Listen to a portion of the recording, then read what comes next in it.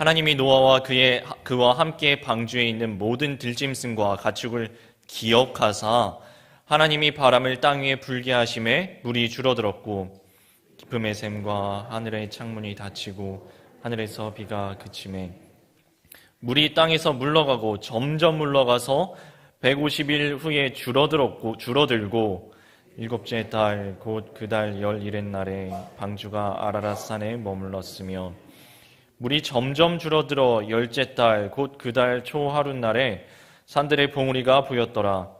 40일을 지나서 노아가 그 방주에 낸 창문을 열고 까마귀를 내놓음에 까마귀가 물이 땅에서 마르기까지 날아 왕래하였더라. 그가 또 비둘기를 내놓아 지면에서 물이 줄어들었는지를 알고자 하매 온 지면에 물이 있으므로 비둘기가 발붙일 곳을 찾지 못하고 방주로 돌아와 그에게로 오는지라. 그가 손을 내밀어 방주 안 자기에게로 받아들이고 또 7일을 기다려 다시 비둘기를 방주에서 내놓음에 저녁 때에 비둘기가 그에게로 돌아왔는데 그 입에 감람나무 새 잎사귀가 있는지라. 이에 노아가 땅에 물이 줄어든 줄을 알았으며 또 7일을 기다려 비둘기를 내놓음에 다시는 그에게로 돌아오지 아니하였더라. 601년 첫째 달 곧 그 달 초하룻날에 땅 위에서 물이 거친지라. 노아가 방주 뚜껑을 제치고 본즉 지면에서 물이 거쳤더니 둘째 달 21의 날에 땅이 말랐더라. 하나님이 노아에게 말씀하여 이르시되 너는 내 아내와 내 아들들과 내 며느리들과 함께 방주에서 나오고 너와 함께한 모든 혈육 있는 생물 곧 새와 가축과 땅에 기는 모든 것을 다 이끌어내라. 이것들이 땅에서 생육하고 땅에서 번성하리라 하시매 노아가 그 아들들과 그의 아내와 그 며느리들과 함께 나왔고 땅 위의 동물 곧 모든 짐승과 모든 기는 것과 모든 새도 그 종류대로 방주에서 나왔더라.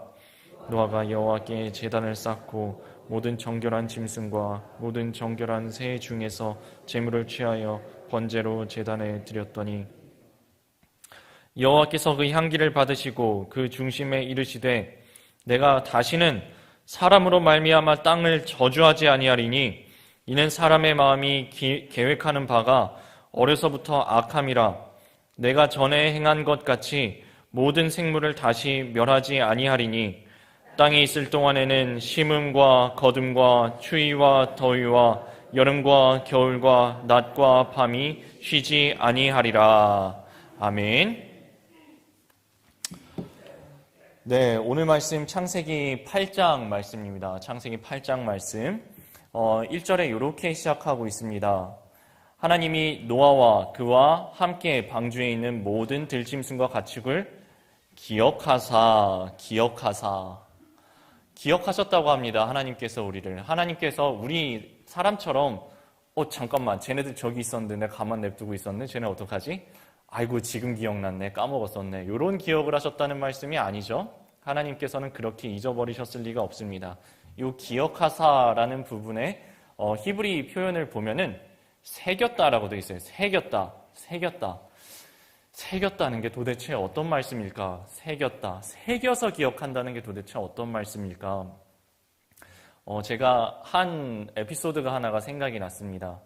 요즘은 저희 중국 여행 가기가 쉽지가 않으실 거예요. 아마 요새 중국이 상황이 그렇게 좋지가 않아서 예전처럼 우리나라랑 사이가 많이 좋지가 않죠. 근데 한창 저희 나라랑 사이가 좋을 때가 있었습니다. 이 중국에 베이징 올림픽 할 때쯤에 저희랑 사이가 좋아가지고 아마 그때쯤에 중국에 여행 갔다 오신 분들 적지 않게 계실 겁니다.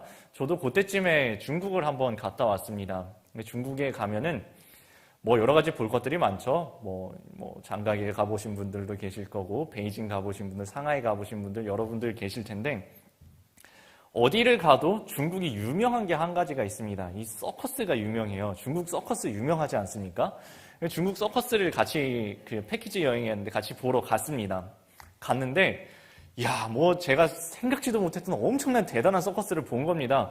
조그마한 꼬맹이들이 팍 뛰어다니면서 공중제비를 돌고 탑도 착착착 쌓는데 얼마나 높이 탑을 쌓는지, 그리고 막 불의 고리를 뛰어넘고 쟁반을 막 접시를 이렇게 막 돌리고 와, 제가 정말 얘네들 도대체 대단한 아이들이다. 정말 대단한 아이들이다 하면서 그때 막 박수를 치고 환호성을 지르면서 정말 즐겁게 서커스를 다 봤습니다. 어느새 서커스가 끝이 나더라고요. 서커스가 끝나고 저 패키지 여행이니까 버스로 다들 모였어요. 가이드가 이렇게 물어보더라고요. 어떻게 서커스가 어떠셨나요? 즐거우셨나요? 하니까 전 너무너무 즐겁게 봤거든요. 그래서 네, 너무 좋았어요 하고 큰 소리로 외쳤어요. 그런데 다 그럴 줄 알았거든요. 옆에서 어떤 아주머니가 이러시는 거예요. 저는 너무 마음이 아팠어요. 그러시는 거예요. 그래갖고 아니 도대체 무슨 얘기인가? 이렇게 대단한 서커스를 봐놓고 무슨 마음이 아프실 게 있나? 근데 이 아주머니가 눈물을 글썽글썽 거리시면서 이렇게 덧붙이시는 거예요. 우리 아들도 딱 저만한데 우리 아들도 딱 저만한데 쟤네들이 저걸 하려고 얼마나 힘들게 훈련을 했을까? 얼마나 힘들게 고된 훈련을 했을까를 생각하니까 마음이 아프다는 거예요. 그러니까 그 말씀을 들으시던 옆에 계시던 다른 아주머니가 맞아. 우리 아들도 딱 저만한데 우리 딸도 딱 저만한데 저 조그만한 애들이 저 대단한 걸 하려고 얼마나 고된 훈련을 했을까 생각하니까 나도 마음이 좀 짠했다 이런 말씀들을 하시면서 버스 안이 숙연해졌던 경험이 났습니다. 이게 마음에 새긴다는 겁니다. 아무리 대단한 비행기를 타고 가고 아무리 대단한 공연을 보고 모두가 환호성을 치고 박수를 친다고 할지라도 나는 저 아이를 봤는데 저 아이가 내 아이랑 같은 또래라는 이유 때문에 지금 저기 물 건너 한국에 있는 내 자식이 생각이 나는 거예요. 나는 지금 맛있는 것을 먹고 있는데 지금 우리 애는 지금 뭘 먹고 있을까? 지금 우리 애는 뭘 하고 있을까? 잠은 잘 자고 있을까? 옷은 잘 갈아입고 있을까? 나는 지금 아무리 대단한 구경을 하고 있어도 아무리 즐겁고 맛있는 것을 먹고 있어도 지금 내 아이가 뭐 하고 있을지 그게 생각이 나서 내 아이와 똑같은 또래 아이가 고생한 걸 생각하니까 그것만 해도 눈물이 나는 것, 그게 마음에 새겨놓도록 기억을 하는 것입니다. 마음에 새겨놨다는 것입니다. 이사야 49장에 보면 이런 말씀이 나옵니다. 오직 시온이 이르기를 여호와께서 나를 버리시며 주께서 나를 잊으셨다 하였거니와 여인이 어찌 그 젖먹는 자식을 잊겠으며 자기 태에서 난 아들을 긍휼히 여기지 않겠느냐? 그들은 혹시 잊을지라도 나는 너를 잊지 아니할 것이라. 내가 너를 내 손바닥에 새겼고 너의 성벽이 항상 내 앞에 있나니. 이스라엘은 이렇게 이야기했다는 거예요. 하나님 우리를 잊어버리신 것이 아닙니까? 하나님 우리를 다 잊어버리고 떠나버리신 것이 아닙니까? 그런데 여인이 어찌 자기의 태에서 난 아이를 잊겠으며 어떻게 자기 젖먹이던 아이를 잊겠냐고. 내가 너희를 그와 같이 손바닥에 새겼다고 절대 잊어버리지 않고 내가 너희를 마음에 품고 새기고 꼭 기억한다고 하신 이 말씀이 하나님께서 노아와 그 식구와 그 자리에 탄 그들을 동물들까지를 기억하시는데 그냥 기억하시는 게 아니라 새기듯이 새겨서 기억하셨다라는 말씀입니다. 이것이 하나님의 마음입니다. 우리를 기억하시는 하나님의 마음이고 그 마음에 새겨서 우리를 기억하시는 하나님의 마음입니다. 그런 하나님의 마음 안에 거하시는 여러분 되시길, 그리고 그 사실을 우리도 기억하고 우리 또한 하나님을 마음에 새겨서 기억하는 저와 여러분 다 되시기를 주님의 이름으로 축원합니다. 지금도 천하는 물로 뒤덮여 있는 상황이었습니다. 지금 노아의 방주는 둥둥 떠다니고 있는데 천하는 다 물로 가득 차 있습니다. 아무것도 없습니다. 다 물밖에 없어요. 동서남북에 다 물밖에 없습니다. 도대체 이 물을 어떻게 처리를 합니까? 이게 무슨 자연적인 현상으로 비가 와서 그렇게 된 게 아닙니다. 하나님께서 초자연적인 현상으로 그냥 구름이 내리는 비만 내린 게 아니라 구름이 비도 내리고 땅 밑에 물도 터져 올라오고 궁창 위에 있었던 그 물층도 다 같이 쏟아 부은 상황입니다. 초자연적으로 물이 완전 천하에 창일하게 된 그런 상황이란 말입니다. 이걸 도대체 어떻게 해결합니까? 도대체 어떻게 말립니까? 그때에 1절에 이렇게 말씀하셨어요. 하나님이 노아와 그와 함께 방주에 있는 모든 들짐승과 가축을 기억하사 하나님이 바람을 땅 위에 불게 하심에 물이 줄어들었고, 이 바람이라고 표현되어 있는 이 히브리어가 루아흐라는 표현이 하나님의 숨, 영 되신 하나님께서 우리 사람을 흙으로 지으시고 코에 생기를 불어넣으심에 사람이 생명이 되도록 하는 그 영 되신 하나님의 숨결된 바람을 이야기하는 표현을 여기 사용하고 있습니다. 하나님이 하셨다는 거예요. 하나님이 하시겠다는데 바람이 어쩌겠습니까? 풍랑이 제 아무리 대단한 풍랑이든 물이든 천지 사방을 다 덮은 가장 높은 산까지 뒤덮은 물인들 어쩌겠습니까? 하나님께서 숨을 불어넣으셔 하나님의 바람으로 말리시겠다는데요. 그 결과가 단계적으로 이렇게 표현이 되어 있는데요. 1절 끝에 보세요. 물이 줄어들었고 2절 끝에 비가 그치고 3절 물이 땅에서 물러나고 점점 물러가서 줄어들고 5절 물이 점점 줄어들고 13절 끝에 보면 지면에서 물이 거쳤다. 14절 끝에 보면 땅이 말랐더라라는 걸로 이제 물이 쫙 내려가는 그 장면들이 소개가 되고 있습니다. 상황보다 크신 하나님이 하시면 됩니다. 이 물은 그냥 일반적인 물이 아니었습니다. 전 세계를 다 뒤덮은 멸망의 물이었고요. 절망의 물이었고 모든 생명을 다 집어삼킨 사망의 물이었습니다. 그런데 하나님이 물러가게 하시면 물러갑니다. 우리도 상황이 뒤덮일 때가 있습니다. 천지를 저 장대한 상황이 인간의 힘으로 도무지 어떻게 할 수가 없을 것 같은, 내가 아무리 발버둥 쳐도 헤어나올 수가 없을 것 같은 그 상황에 뒤덮이고 짓눌리고 압도되어 버릴 때가 있다는 말씀입니다. 그럴 때면 상황보다 크신 하나님, 창조주 하나님을 기억하시기 바랍니다. 우리의 소망을 이 상황에 두는 것도 아니고 어떤 사람의 구원을 우리의 소망을 두는 것도 아니고 내 힘과 내 능력과 내 노력에 두는 것도 아니고 오직 주님께 소망을 품고 주님께 부르짖으시기 바랍니다. 주님 붙잡으시기 바랍니다. 그때에 주님께서 주의 영으로 숨을 불어넣어 주실 것입니다. 창조주 하나님께서, 주관하시는 하나님께서, 온 천지 사방을 운영하시는 하나님께서 과연 창조주 하나님이 누구이신 줄을 우리에게 알려주실 것입니다.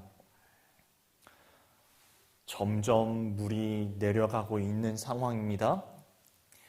우리는 이제 전체적인 시각에서 기록되어 있는 이 성경 말씀을 보고 있는데 방주 안에 있는 사람들은 이게 지금 이 상황이 어떻게 되는지 다 보지를 못해요. 우리 왜 요새 자동차들은 보면 시야가 다 넓죠? 근데 이 방주는 엄청나게 거대한데 조그만한 창들만 좀 나 있거든요. 그래서 이 전체적인 상황이 어떻게 되고 있는지를 알 방법이 없습니다. 그래서 뭔가를 보냅니다. 이 뭘 보내야 될까요? 지금 천지가 물로 덮였는지 아닌지 알 수가 없는 상황에 누구를 보내야 될까요?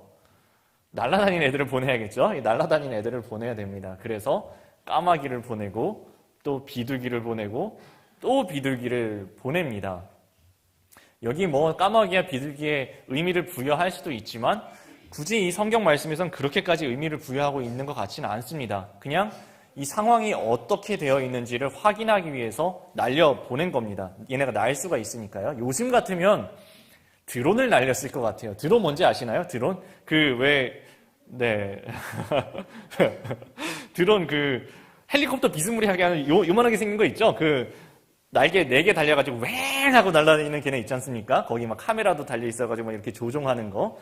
요새는 보니까 엊그제 난 신문 기사에 보니까 산에서 누가 실종이 됐는데 얼른 열 감지 카메라를 다른 드론을 웽 띄우니까 금방 찾아가지고 구조해냈다는 이야기를 제가 기사에서 봤거든요. 요새 같으면 드론을 웽 날려가지고 어디 동서남북에 어디 물이 말랐나 아닌가 하고 다 이렇게 핸드폰으로 들여다봤을 텐데 요때는 최신 기술이 비둘기입니다. 그래갖고 비둘기에 날아가는 거예요. 날아갔다가 어디 앉을 데가 없어갖고 빈 부리로 왔어요. 그러면 아직 조금 물이 있나 보다. 가서 감람나무 잎사귀, 올리브나무 잎사귀를 하나를 물고 왔어요. 아이고, 새싹이 났네?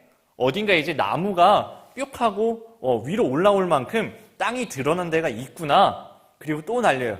안 돌아와요. 아이고, 얘가 이제 집을 찾았구나. 살 집을 찾았구나.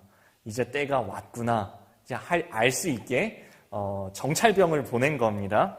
이제 때가 다 왔습니다. 비둘기가 다시 안 돌아오는 걸 보니까 집 찾아서 살 만큼 이제 상황이 정리가 된 것 같아요. 이제 때가 찼습니다. 드디어 여호와께서 하나님께서 명령을 하십니다. 창세기 8장 15, 16절 말씀입니다. 하나님이 노아에게 말씀하여 이르시되 너는 내 아내와 내 아들들과 내 며느리들과 함께 방주에서 나오라고 부르십니다. 그러고 보니까 지난번에 방주로 들어가라 명령하신 분도 하나님이시죠? 7장 1절에 방주로 들어가라 라고 명령하신 하나님께서 이번에는 방주에서 나오라 말씀하십니다. 그리고 그때 너희들만 들어가 앉아있는 것이 아니라 동물들도 데리고 들어가라 말씀하셨죠? 이번에는 동물들도 데리고 나오라고 말씀하시는 게 17절에 또 나옵니다. 너와 함께한 모든 혈육 있는 생물 곧 새와 가축과 땅에 기는 모든 것을 다 이끌어내라. 이것들이 땅에서 생육하고 땅에서 번성하리라 하시매 여호와께서 명령하신 대로 사람들로 들어가고 짐승들로 들어갔습니다. 그리고 여호와께서 이제 때가 찼다. 이제 나올 때가 됐다. 이제 명령하시는 거예요. 너희들도 나와라. 그리고 동물들도 데리고 이끌어내라. 그리고 또 한 가지 명령하신 게 있어요. 생육하고 번성하라. 이거는 하나님께서 처음에 창조하시고 주신 명령이에요. 창조하시고 주신 명령. 생육하고 번성하라. 땅에 충만하라. 땅을 다스리라 하셨던 그 말씀을 다시 한번 주시는 겁니다. 다 그냥 싹 미뤄져 버린 상황이잖아요. 생육하고 번성하라. 회복의 명령을 주시는 것입니다. 그리고 그리고 노아 며느리와 아들들이 그 말씀에 순종하는 이야기가 18, 19절에 나옵니다. 노아가 그 아들들과 그의 아내와 그 며느리들과 함께 나왔고 땅 위의 동물 곧 모든 짐승과 모든 기는 것과 모든 새도 그 종류대로 방주에서 나왔더라. 방주에서 나옵니다. 방주에서 나옵니다. 이 방주를 우리가 이렇게 부르지 않습니까? 생명의 방주, 생명을 구원하고 생명을 보존한 생명선, 구원의 방주라고 우리가 부르지 않습니까? 그런데 하나님께서 이 구원의 방주에 우리를 들여보내시고 그 안에서 너 참 잘 만들었어. 얼마나 고생했니 이거? 거기 계속 살아? 하지 않으십니다. 그 방주 안에 들어가서 천년 만년 살게 하시는 것이 주님의 뜻이 아닙니다. 때가 차면 이젠 들어가라. 들여보내시는 때가 있는가 하면은 또 때가 차면 이제는 나와라. 너희들도 나오고 쟤네들도 다 나오게 하라. 나가라고 하시는 때가 있습니다. 때가 있다는 것입니다. 제가 전도서의 모든 것에 때가 있다는 그 말씀 여기서는 굳이 언급하지 않겠습니까? 길어서 대신 다른 에피소드를 하나를 언급을 하겠습니다. 마태복음에 보면은 예수님께서 변화산에 베드로, 야고보, 요한 세 제자를 데리고 올라가신 장면이 나옵니다. 예수님께서 그 산에 올라가시니까 예수님께서 몸이 변형이 되시고 몸이 빛나고 옷이 사람의 빨래로 희게 할 수 없을 만큼 하얗게 빛이 나시고 모세와 엘리야가 나타나서 예수님과 함께 이야기를 나눕니다. 누가복음에 보면은 예수님께서 주께서 별세하실 것을 이야기했다라고 되어 있습니다. 서로 이야기를 나눕니다.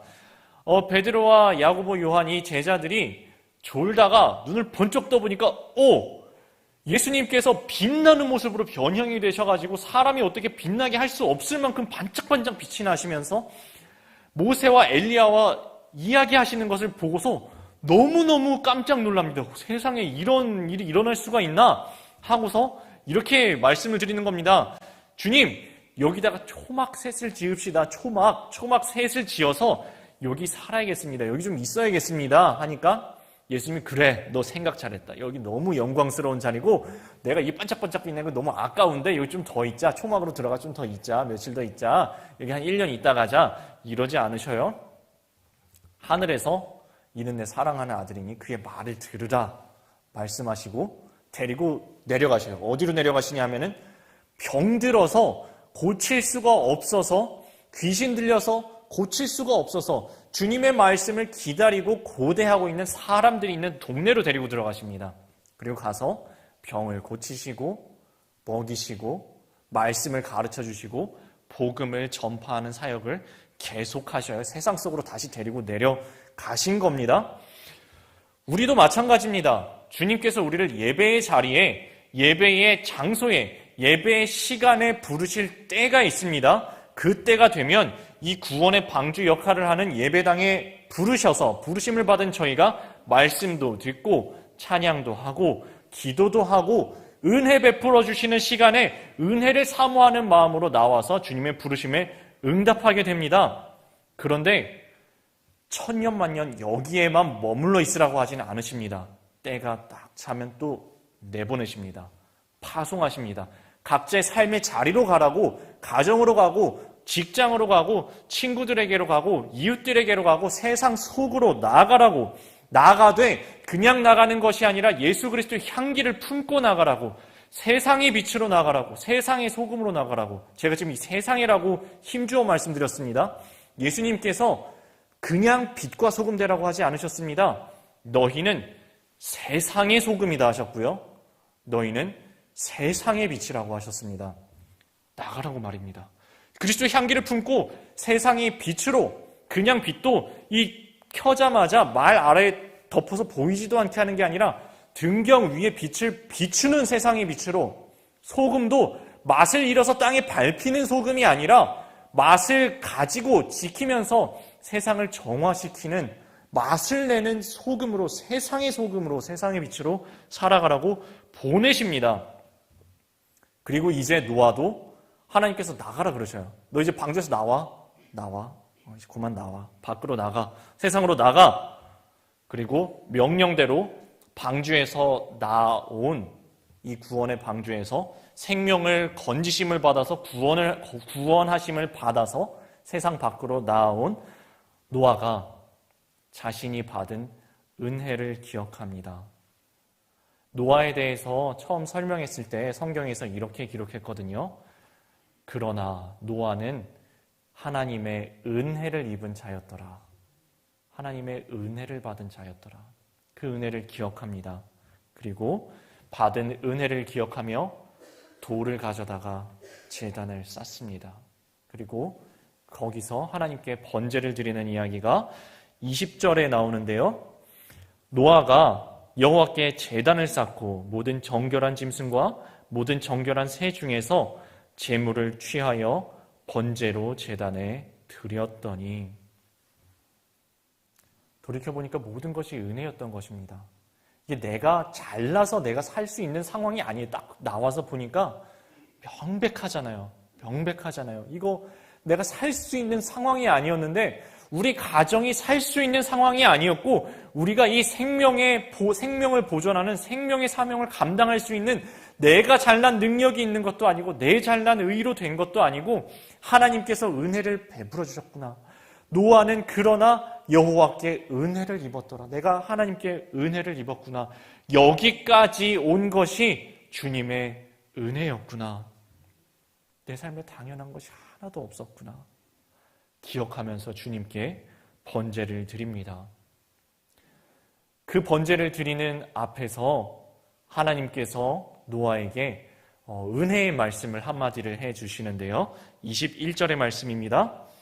여호와께서 그 향기를 받으시고 그 중심에 이르시되 내가 다시는 사람으로 말미암아 땅을 저주하지 아니하리니 이는 사람의 마음이 계획하는 바가 어려서부터 악함이라. 내가 전에 행한 것 같이 모든 생물을 다시 멸하지 아니하리니. 하나님께서 마음에 한 가지 다짐을 하십니다. 내가 사람으로 말미암아 다시는 땅을 저주하지 아니하리라. 그리고 전과 같이 바로 직전에 했었던 것과 같이 모든 생물을 멸절하지 아니하리라 라고 마음에 다짐을 하십니다. 그런데 이 다짐을 하시는 이유가 재밌습니다.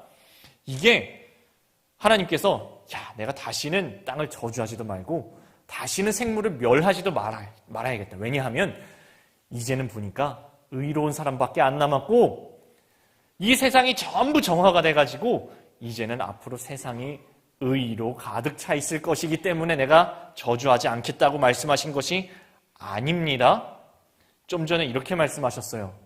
내가 땅을 사람으로 말미암아 저주하지 아니하리니 이는 사람이 생각하는 것이 마음에 생각하는 것이 어려서부터 악함이라. 이 무슨 얘기입니까? 이 무슨 얘기입니까 도대체? 이 사람들이 근본적으로 어렸을 때부터 생각하는 것 자체가 악하기 때문에 저주를 하지 않으시고 멸절하지 않으시겠다는 이야기 무슨 얘기입니까? 만약에 우리가 행위대로 족족 처벌을 받으면 나만 할 사람이 없겠다는 얘기입니다. 이거는 노아와 식구들도 똑같다는 이야기입니다. 노아와 그의 자손들도 똑같다는 겁니다. 애들은 다른가 하면 애들까지 똑같다는 겁니다. 어려서부터 그 마음에 품는 것이 악하기 때문에 만약에 얘네들을 이전에 있었던 기준과 똑같은 기준으로 악하다고 처벌하고 악하다고 저주받고 악하다고 멸절시키면 이거는 뭐 세상이 남아나지를 않겠다는 이야기입니다. 그래서 지금 이들을 저주하지 않고 보존하시고 멸절시키지 않으시겠다는 것은 이들의 의로움의 결과가 아닙니다. 이들의 행위의 결과도 아니에요. 하나님께서 그냥 생명을 보존시켜 주시는 겁니다. 이건 하나님께서 은혜로 얘네들을 살려주겠다 결심을 하신 겁니다. 너네 이 행위 때문에가 아니라 하나님께서 은혜로 살려주겠다고 말씀하신 겁니다. 그래서 이 창세기 뒤로 보면은 하나님께 이 죄인된 우리가 아무 자격 없는데 우리가 원래 같으면 저주받고 멸절당해야 된 우리가 하나님께 나아가는 길을 계속해서 터주셔요. 제사 드리는 방법을 알려주시고요. 계명을 주시고요. 계명의 돌판을 주시고요. 구약 성경을 주시고요. 모세를 통하여서 말씀하시고요. 사사를 보내시고 선지자를 보내시고요. 끝내는 예수 그리스도를 보내셔서 하나님께로 가는 길을 터주시는 것입니다. 오늘 새벽 혹시 나오신 분들은 담임 목사님께서 이렇게 말씀하시는 것은 들으셨을 겁니다. 우리는 모든 것을 인과응보라고 말하면 안 된다고요. 우리는 하나님의 은혜로 살아가고 있는 거라고요. 우리가 인과응보로 살아가는 것이 아닙니다. 물론 하나님의 법칙이 인과응보의 법칙도 주셨습니다. 그런데 진짜 엄밀한 인과응보로 치면 여기 살아있을 사람이 아무도 없다는 거예요. 다 저주받고 다 멸절당하는데 그에 더불어서 그 위에 은혜를 부어주셔서 여기까지 우리가 오게 된 것 자체가 하나님의 한량없는 은혜라는 말씀입니다. 그 은혜로 우리에게 허락된 삶들이 인생이 이렇게 22절에 표현되어 있습니다. 22절입니다. 땅이 있을 동안에는 심음과 거둠과 추위와 더위와 여름과 겨울과 낮과 밤이 쉬지 아니하리라. 이것이 원래는 낮도 밤도 볼 수가 없는 여름과 겨울도 볼 수가 없는 멸절되고 저주받아 죽을 수밖에 없는 저희에게 은혜로 허락된 하나님께서 허락하여 주신 우리들의 삶입니다. 제가 한 가지 예언 한 가지 해볼까요? 목사님 무슨 이상한 이야기 하시려고. 네, 제가 되게 정확한 예언 한 가지 해보겠습니다. 조금 있으면 더워질 것 같아요. 또 예언 하나 해볼까요? 여름이 지나면 올 겨울쯤 되면 또 추워질 것 같아요. 네, 그게 하나님의 법칙이라는 것입니다. 하나님의 법칙이라는 것입니다. 땅이 있을 동안에는 심을 때가 오면은 거둘 때가 오고, 또 추운 때가 오면은 또 더울 때가 오고, 여름이 찾아오면 또 지나가고 다시 겨울이 오고, 낮이 이렇게 밝은가 하면은 조금 있으면 다시 어두워지는 밤이 오는데, 이것이 쉬지 않고 계속 흘러가는 것이, 땅이 있을 때까지 계속 흘러가는 것이 하나님의 섭리하심이라는 것입니다. 하나님의 섭리하심입니다. 이 쉬지 않고 계속되는 파도 속에 살아가는 인생을 은혜로 허락하신 것이 인생입니다. 이것을 우리 마음속에, 우리 삶 속에 한번 적용을 해보겠습니다. 요즘 청년 실업 문제가 되게 큰 사회적인 문제라고 하죠. 취업이 그렇게 어렵다고 합니다. 주변에 보면은 취업 준비하는 청년들의 마음의 괴로움이 되게 커요. 취업 준비생으로 살아가는 것이 정말 고난의 시간입니다. 언제쯤 내가 취업이 될 수 있을까? 그러다가 이 힘든 고난의 행군을 뚫고 합격의 소식이 들려옵니다. 이야, 드디어 합격이 됐다. 내가 드디어 취직이 됐다. 세상을 다 얻은 것 같은 마음으로 엄청난 포부를 품고서 회사로 갑니다. 회사로 가면 뭐 사회 초년생 할 줄 아는 게 뭐가 있습니까? 아무것도 할 줄 모르고 맨날 욕먹고 쿠사리 듣고 하면서 자기도 실수하는 거 자기도 알면서 얼마나 힘이 듭니까? 들어가는 순간 야, 내가 이렇게 고생을 하려고 그 취업하려고 고생을 했나? 하면서 하다 이 고난의 터널을 다시 뚫고 나가 보니까 어느 순간 잠깐 이거 내가 할 수 있게 됐네? 3개월 전만 해도 이거 못했던 건데 6개월 전만 해도 이걸로 쩔쩔매던 건데 1년 전에 이거 하다 죽을 것 같았는데 이제는 할만해져요. 야, 이것도 할만해지는구나 하고서 어느 순간 또 안정기가 돼요. 안정기가 되니까 그래 내가 이제 취직도 하고 좀 안정이 됐으니까 이제 좀 결혼을 해야겠다. 근데 결혼은 요새 상대자가 찾기가 얼마나 힘든지 또 믿음의 상대자 배우자 찾기가 얼마나 힘든지 얼마나 이게 좋은 사람 찾으려고 부모님도 나를 위해 기도해 주시고 나도 기도를 하는데 좋은 배우자 찾아서 결혼하는 게 너무너무 힘들어요. 또 마음이 힘이 듭니다. 그러다가 이보다 더 좋은 사람이 없는 사람을 딱 또 만났어요. 얼마나 또 기쁜지 모릅니다. 또 올라가요. 그런데 결혼을 막상 준비하려 그러니까 결혼 준비가 또 얼마나 힘든지 어른들이 바라시는 거는 우리 아빠, 우리 엄마, 또 저쪽 아빠, 저쪽 엄마, 뭐 양가 부모님을 포함해서 우리들의 마음도 잘 안 맞고 준비하는 게 또 힘들어요. 뭐 결혼 준비하다 깨지는 커플들도 많대요. 그러다가 이 힘든 또 터널을 뚫고서 결혼식을 딱 손잡고 들어가는데 드디어 이 신혼생활이 시작이 되니까 얼마나 이제 앞길이 꽃길만 열린 것 같겠습니까? 또 이제 또 올라가는 것 같다가 또 시작을 해보니까 또 이게 아니거든요. 이게 뭐 평소에 연애하던 거랑 또 결혼 생활이랑 또 다르죠. 얼마나 또 매일같이 싸우면서 부부싸움을 하면서 야 내가 이러려고 결혼을 했나 하면서 또 밑으로 또 처집니다. 근데 또 이 고난의 세월을 지나고 보면은 익숙해져요. 그래갖고 그래 이게 뭐 그래 사랑으로 사는 건지 정으로 사는 건지 의리로 사는 건지 또 살다 보니까 사라지고 살다 보니까 또 서로 그래 우리 뭐 여기까지 왔는데 늙을 때까지 같이 가자. 같이 또 가면서 익숙해지고 또 안정이 됩니다. 가정이 안정이 되니까 또 생각이 드는 겁니다. 우리 집은 또 왜 애가 안 생기는 거야? 남들은 2명, 3명 잘 만났는데 애가 안 생겨서 또 하나님께 간절히 기도하는데 어려움 속에 하나님께서 또 태의문을 열어주셔서 아이가 생깁니다. 얼마나 기쁜지 몰라요. 그런데 또 뭔가 하나 기다리고 있습니다. 해산의 고통이 기다리고 있죠.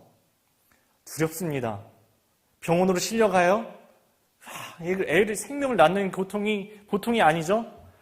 근데 그 고통을 터널을 뚫고 또 아이가 나오는 순간 이 고통을 또 잊어버립니다. 얼마나 생명의 기쁨이 기쁜지 모릅니다.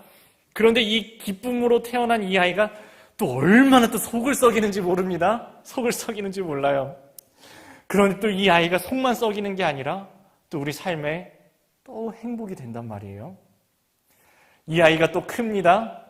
학교를 보내야 되는데 다른 사람들의 집들은 성적도 가지고 오고 좋은 학교 잘만 붙는 것 같은데 우리 애는 도대체 저희 공부를 하는 건지 마는 건지 집에 와서 잠만 자는 건지 마음 속을 그렇게 썩이면서 어떻게 해서 속을 썩이다가 학교를 갑니다. 어떻게 안 갈 것 같은 학교를 가요. 그래갖고 드디어 우리 애가 대학교를 붙었다. 대학교를 붙으면 또 끝인 줄 알았는데 다른 애들은 다 취업도 잘만 하는 것 같아. 우리 자식은 취업도 잘 못해요. 반복이 되는 겁니다. 취업하면은 애가 또 회사가 힘들다고 징징거려요. 회사를 안정됐다고 보니까 또 결혼을 못해요. 결혼을 또 했더니 애를 안 낳아요. 요새 애들 얼마나 안 낳습니까? 애 좀 낳아라라고 말도 못하시죠? 애를 어떻게 고맙게도 낳아서 데리고 왔는데 애 보기가 힘들다고 나보고 좀 봐달래요. 조부모님 보고 봐달래요. 그래갖고 아니 손 좀 보는 거는 좋은데 보는 게 힘들잖아요. 이게 언제까지 됩니까? 기쁨이 오면 슬픔이 오고 슬픔이 가면 행복이 찾아오고 행복이 오는 것 같은데 너무너무 다시 힘들고 힘든 게 지나가면 다시 안식이 오고 안식이 지나가면 또다시 나아가서 싸워야 되고 이 싸움이 큰다면 평안이 찾아오고 평안이 찾아오면 또 어려움이 있고 어려움을 극복하면 또다시 하나님께서 위로해 주시는 위로가 찾아오는 이게 언제까지 계속되냐고요? 오늘 말씀에서는 이렇게 이야기하는 겁니다. 땅이 없어질 때까지 그렇게 된다고요. 땅이 없어질 때까지 22절 이렇게 말씀했단 말입니다. 땅이 있을 동안에는 심음과 거둠과 추위와 더위와 여름과 겨울과 낮과 밤이 쉬지 아니하리라. 이 인생의 파도가 쉬지 않고 몰아쳐 온다는 겁니다. 올라가는 것 같으면 또 내려가는 날이 오고 내려가는 것 같으면 다시 올라가는 날이 오는 것이 쉬지 않고 반복이 될 것이라는 겁니다. 그런데 그럼 목사님 이게 무슨 의미 없이 올라갔다 내려갔다 올라갔다 내려갔다 한다는 얘기입니까? 그건 아닙니다. 의미 없이 반복되는 것은 아닙니다. 야고보서 5장 13절 말씀입니다. 너희 중에 고난당하는 자가 있느냐? 그는 기도할 것이요. 즐거워하는 자가 있느냐? 그는 찬송할지니라. 고난에도 의미가 있고 즐거움에도 의미가 있다는 것입니다. 하나님께서 우리에게 고난의 날을 주셨을 때는 그때는 이렇게 하라는 것입니다. 기도하고 간구하고 주의 이름을 부르짖으라는 것입니다. 그때 하나님께서 고난의 때에만 우리에게 겪을 수 있는 은혜를 베풀어 주십니다. 그 은혜가 시편 119편에 이렇게 기록되어 있습니다. 고난당한 것이 내게 유익이라. 고난당한 것이 내게 유익이라. 이로 말미암아 내가 주의 율례들을 배우게 되었나이다. 내가 고난을 당하는 게 마냥 고난만 당하고 힘들고 죽을 것 같고 손해만 보는 것 같은데 이 고난의 때에 주님을 붙잡게 된다면 손해가 아니라는 것입니다. 이 고난의 때에 주의 율례를 배우게 되고 주님의 뜻을 알게 되고 주님의 마음을 우리 마음에 품게 된다면 우리가 주님을 꽉 붙잡을 수 있다면 그것이 유익이 된다는 것입니다. 고난당한 것이 내게 유익이라. 이 고난을 통해서 유익이 될 수가 있다는 것. 고난을 통해서 주님의 율례를 배우고 주님의 마음을 배우게 된다면 우리에게 고난 자체도 큰 은혜로 다가오게 된다는 것입니다. 근데 고난의 때도 또 지나갑니다. 하나님께서 위로하시고 즐거움과 행복의 파도를 또다시 우리에게 불어닥치게 하십니다. 이때에 아까 야고보서에서 이렇게 말씀했습니다. 즐거워하는 자가 있느냐? 그는 찬송할지니라. 우리에게 즐거움의 파도가 찾아왔을 때 교만하고 자랑하고 다른 사람을 무시하는 것이 아니라 주님을 바라보며 주님을 찬송하라는 것입니다. 그러면 현재의 즐거움이 내가 잘나서 내가 쟁취한 것이 아니라 하나님께서 은혜로 부어주셨음을 알게 되는 은혜의 순간이 된다라는 것입니다. 그래서 이게 내가 잘난 것이 아니라 신명기 8장에 이렇게 말씀하죠. 내 하나님 여호와를 기억하라. 그가 너에게 재물 얻을 능력을 주셨음을 기억하라고요. 그래서 우리에게 곤고한 날이 오면은 주님의 이름을 부르짖으며 간구하여서 기도하고 우리에게 즐거운 날이 오면 그때도 또 주님을 기억하면서 찬송할 때에 이것이 즐거움과 어려움이 우리에게 쉬지 않고 찾아옵니다. 또 찾아옵니다. 근데 하나님께서 버텨낼 힘을 주십니다. 견뎌낼 힘을 주십니다. 근데 우리가 이게 언제 지나가는지는 몰라요. 언제 이 즐거움이 끝나긴 끝날 텐데 언제 끝날지는 모르고요. 고난과 어려움도 끝나기는 끝났는데 언젠지는 몰라요. 전도서 7장의 말씀입니다.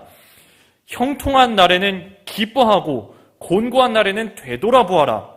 이 두 가지를 하나님이 병행하게 하사 하나님이 사람이 그의 장래일을 능히 헤아려 알지 못하게 하셨느니라.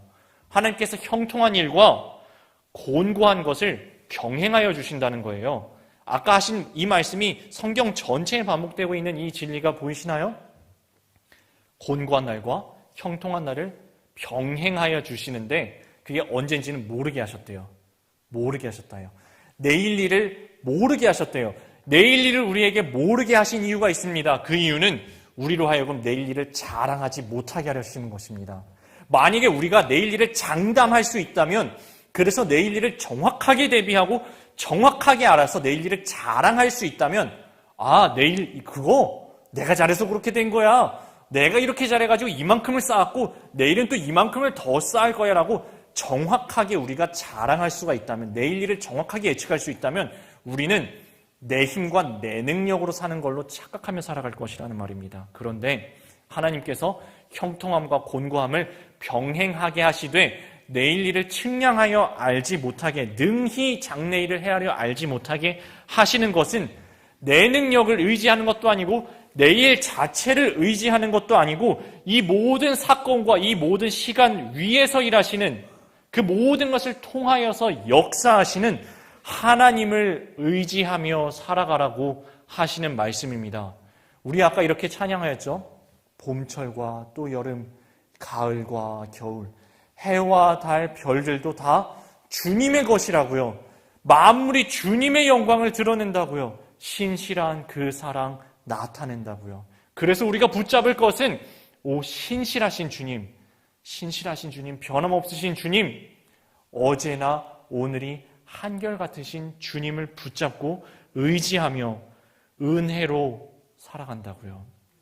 저희도 그렇게 살아가시기를 바랍니다. 모든 순간순간들을, 형통함과 이 곤고함의 모든 순간들을 내 힘과 내 능력으로 살아가는 것이 아니라 사랑의 주님, 은혜의 주님 의지하여서 버티고 견디고 끝내 승리하는 믿음의 여러분들 다 되시기를 주님의 이름으로 축원합니다. 오늘 말씀 정리하겠습니다.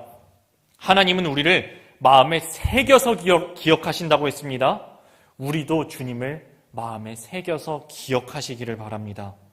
천지를 뒤덮었던 그 물이, 이 상황이, 멸망과 절망과 죽음의 물이 우리 눈으로 보일 때는 도무지 해결할 수 없을 것 같은 압도적인 상황일지라도 하나님은 그 상황보다 크신 하나님이십니다. 하나님께서 숨을 불어넣어 주실 그때에 이 모든 절망들이 사라져 없어지게 됩니다.